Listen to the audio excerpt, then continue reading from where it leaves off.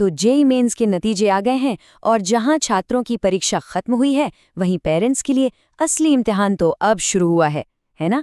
धैर्य का, तैयारी का और सही मार्गदर्शन का। हाँ, बिल्कुल सही कहा।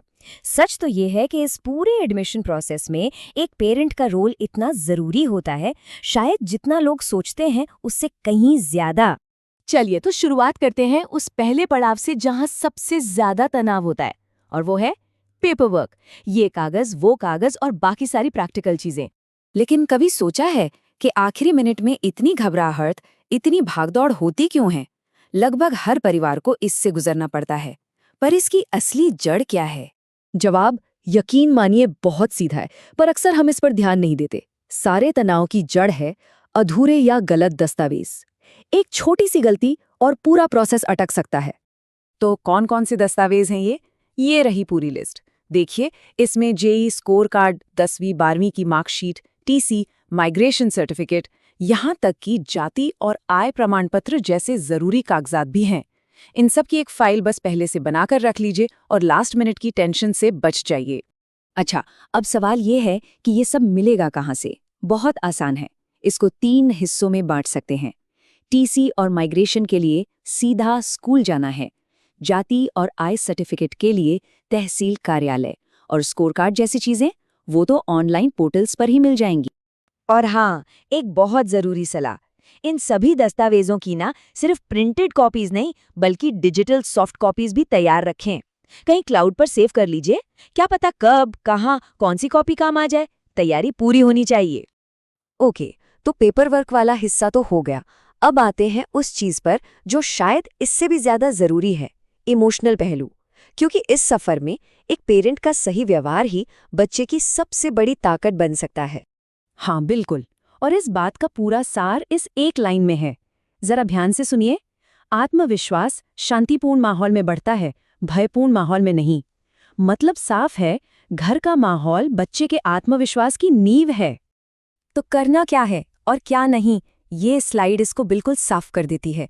सबसे पहली चीज, वो शर्मा जी के बेटे से तुलना, प्लीज उससे बचें। इससे आत्मविश्वास टूटता है।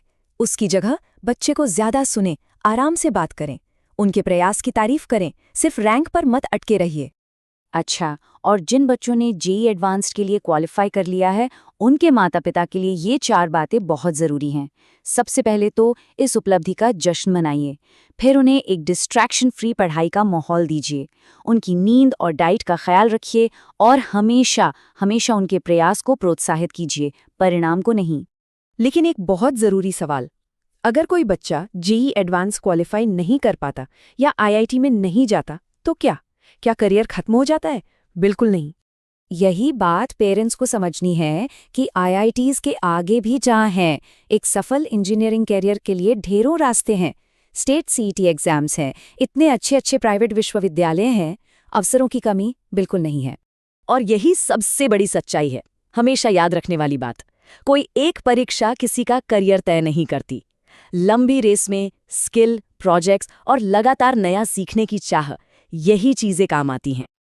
तो चलिए इस पूरी चर्चा को समेटते हैं और एक बार फिर से देखते हैं कि एक माता पिता की आखिर असली भूमिका है क्या। बच्चों के भावनात्मक स्वास्थ्य की रक्षा करना सबसे जरूरी है।